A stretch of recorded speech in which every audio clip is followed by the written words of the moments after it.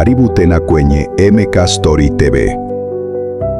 Baada ya Mzee Salum kumfungia Amina ndani ya nyumba na kutangaza kuwa angechumbiwa na Kevin ndani ya wiki moja, Amina alijikuta akilia usiku kucha. Hakutaka maisha aliyokuwa akiwekewa. Alisimama dirishani akitazama anga. Kwa sauti ya chini alisema, "Huma, utanisamehe kama sitafanikiwa kutoka hapa." Wakati huo Huma alikuwa hospitalini akimhudumia mama yake, lakini moyo wake haukuwa na amani. Alihisi kuna jambo baya limemtokea Amina. Neema alipofika hospitalini, uso wake ulikuwa umejaa hofu. "Huma, kuna habari mbaya." Huma akasimama haraka. "Nini kimetokea?" Neema akavuta pumzi ndefu. "Amina amefungiwa nyumbani na baba yake ametangaza kuwa atamchumbia Kevin." Huma alibaki kimya kwa sekunde kadhaa. Moyo wake ulivunjika. Lakini baada ya muda akasema kwa sauti ya kujiamini, "Sitakubali hilo litoe."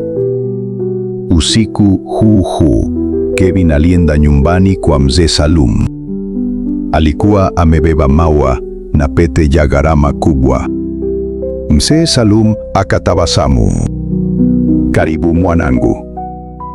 Kevin akasema, "Nataka maandalizi ya uchumba yaanze mapema."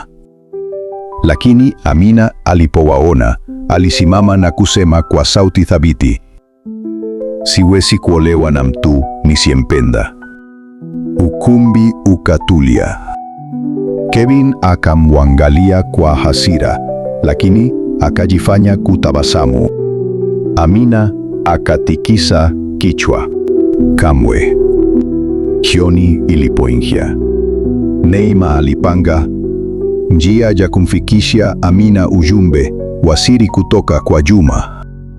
Lakini hakukuwa kuwa mtu alikuwa akimfuatilia tangu alipotoka nyumbani. Neema alitoka nyumbani akiwa ameficha bahasha ndogo ndani ya mkoba wake. Ndani yake kulikuwa na ujumbe wa Juma: "Usikate tamaa. Nitafanya kila niwezalo kukutoa hapa. Na kuahidi sitakuacha." Lakini kila hatua aliyopiga hakukuwa kuwa mtu mmoja alikuwa akimfuatilia kwa siri. Alipofika karibu na nyumba ya Amina, alijifanya ni mfanyakazi wa kampuni ya usafirishaji. Mlinzi akamzuia. "Unamtafuta nani?" Neema akatabasamu. "Nimeleta nyaraka muhimu za kusainiwa." Mlinzi akampigia simu Mzee Salum. Kwa bahati nzuri, Mzee Salum alikuwa ametoka kwenye kikao. Hivyo mlinzi akamruhusu aingie. Neema alipata nafasi ya kukutana na Amina kwa dakika chache. Haraka akampa bahasha. Amina alifungwa na kusoma ujumbe. Macho yake yakajaa machozi. "Nilikuwa Huma hata nikatia tamaa." Neema akamshika mkono. "Kesho usiku kuna mhona ya kutoka nyuma ya bustani ya nyumba. Huma atakuwa anakusubiri." Amina akatikisa kichwa kwa matumaini. Lakini walipokuwa wakiongea, mlango ulifunguliwa ghafla. Kevin aliingia. Wote wawili wakashtuka. Kevin akamwangalia Neema kwa ukali. "Umerudi tena?" Neema akajitahidi kutulia. "Nilikuja kuleta nyaraka." Kevin akatambua bahasha mikononi mwa Amina. Akaenda kuinyakua. Lakini Amina alificha haraka nyuma yake. Kevin akatabasamu kwa dharau. "Na siri nyingi." lakini ukweli utasulikana. Kisha akaondoka akiwa tayari amepanga mtego mwingine. Amina na Neema walitazamana. Walikuwa muda ulikuwa unaisha. Usiku ulifika. Mvua nyepesi ilikuwa ikinyesha huku upepo ukivuma taratibu. Huma alisimama nyuma ya bustani iliyokuwa karibu na nyumba ya Amina. Mara kwa mara aliangalia saa yake. Amina, tafadhali fika salama. Ndani ya nyumba, Amina alikuwa ameketi chumbani akisubiri walinzi wapunge. Alisikia mlango wa nyumba ukifunguliwa. Mzee Salum na Kevin waliondoka kwenda kwenye kikao cha maandalizi ya uchumba. Hiyo ilikuwa nafasi aliyokuwa akisubiri. Alichukua begi dogo lenye nguo chache, picha yake na Juma, kisha akafungua dirisha taratibu. Akateremka kupitia ngazi ya dharura. Moyo wake ulikuwa ukidunda kwa kasi.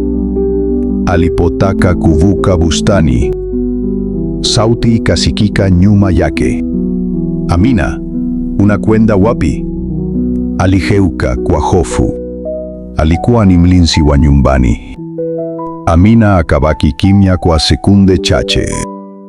Kisha akasema, naomba uniachie. Sitaki kuolewa na Kevin. Mlinzi alimwangalia kwa huruma. Alikuwa amefanya kazi na familia hiyo kwa miaka mingi na alijua Amina alikuwa msichana mwema. Baada ya kufikiri kwa muda mfupi, alisema kwa sauti ya chini, nenda haraka kabla hawajarudi. Amina akamshukuru na kukimbia kuelekea bustanini. Dakika chache baadaye alimwona Juma. Walikimbiliana na kukumbatiana kwa furaha. Nilijua utakusha, Juma alisema. Singeweza kukuacha, Amina akajibu huku akilia. Lakini furaha yao ilidumu kwa muda mfupi.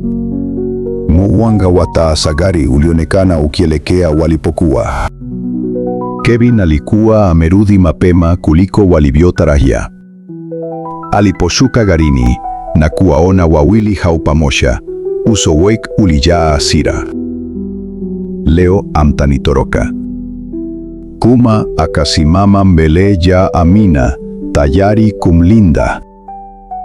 Kevin aliposhuka garini, macho yake yalikuwa yamejaa hasira. Nilijua karibu kutoroka. Amina akajificha nyuma ya Juma. Juma akasema kwa utulivu, Kevin, mapenzi hayawezi kulazimishwa.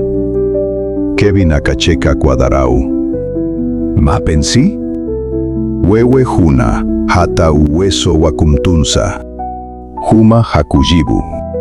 Aliendelea kusimama mbele ya Amina akimlinda. Dakika chache baadaye, mzee Salum naye aliwasili. Alipomwona Amina akiwa amesimama karibu na Juma, alikasirika sana. Amina, nimekuambia usimwone tena huyu kijana. Amina akajibu kwa ujasiri, baba, nampenda Juma, siwezi kuolewa na Kevin. Maneno hayo yalifanya ukimya utawale kwa sekunde chache. Mzee Salum akamgeukia Juma. Unataka nini kutoka kwa binti yangu? Juma akavuta pumzi ndefu. Sitaki utajiri wako. Nataka nafasi ya kuthibitisha kuwa ninaweza kumpa Amina maisha ya heshima na upendo. Kevin akaingilia kwa hasira. Usimsikilize. Huyu anakufuata kwa sababu ya pesa. Juma akamwangalia Kevin moja kwa moja. Kama ningefuata pesa, ningekubali zile ulisonipa ili nimwake Amina. Mzee Salum akashtuka. Ulimpa pesa? Kevin akababaika. Mimi nilikuwa. Hakumaliza sentensi. Kwa mara ya kwanza, Mzee Salum alianza kumtilia shaka Kevin. Ghafla, simu ya Kevin ikaanza kuita. Kwa haraka akaikata. Lakini Mzee Salum aliona shina lililoonekana kwenye skrini. Kasim, mpango wa Shuma. Mzee Salum akakunja uso. Mpango gani huo? Kevin akashindwa kujibu.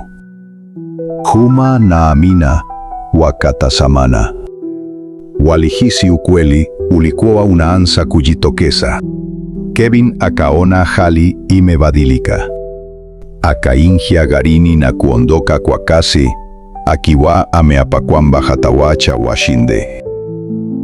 Kevin aliondoka kwa kasi, lakini hakwenda nyumbani. Aliendesha gari mpaka kwenye ghala la samani alikokuwa akikutana na watu wake kwa siri. Aliwakuta watu wengi wakimsubiri. Kwa hasira akapiga mesa. Mzee Salum ameanza kunishuku. Mmoja wa watu wake akauliza, sasa tufanye nini? Kevin akavuta pumzi ndefu, kisha akasema kwa sauti ya chini, kabla ukweli haujafika kwake, lazima Huma atoweke kwenye maisha ya Amina. Wakati huo huo, Mzee Salum aliwaruhusu Juma na Amina waongee kwa dakika chache. Walitembea mpaka kwenye bustani. Amina akamshika Huma mkono. Nimechoka kupigania mapenzi yetu peke yangu. Huma akamwangalia machoni. Utapigana peke yako tena. Kuanzia leo, tutakabiliana na kila changamoto pamoja. Amina akatabasamu kwa mara ya kwanza baada ya muda mrefu, lakini bado hakuwa na uhuru. Alijua baba yake angeweza kubadilisha uamuzi wake wakati wowote. Kesho yake asubuhi, Juma alipigiwa simu kutoka hospitalini. Daktari akasema, tafadhali fika haraka. Huma akakimbia hospitalini. Alimkuta mama yake akiwa ameamka. Mama yake akamshika mkono. Mwanangu, usiogope kufanya lililo sahihi. Mapenzi ya kweli yanahitaji uvumilivu. Baada ya maneno hayo, hali yake ilianza kuwa nzuri zaidi. Huma akapata matumaini mapya. Siku hiyo hiyo mchana, Neema alipigiwa simu na mtu asiyejulikana. Kama unataka kujua ukweli wote kuhusu Kevin, go kwenye hoteli ya bahari saa 10 jioni. Neema akauliza, wewe ni nani? Lakini simu ikakatwa. Aliamua kutokwenda peke yake. Akamjulisha Huma. Wote wawili wakaelekea hotelini. Walipofika, walimkuta mwanaume mzee akiwa ameketi kona ya ukumbi. Alipoona Huma, akasema, nimekuwa nikimtafuta kwa muda mrefu.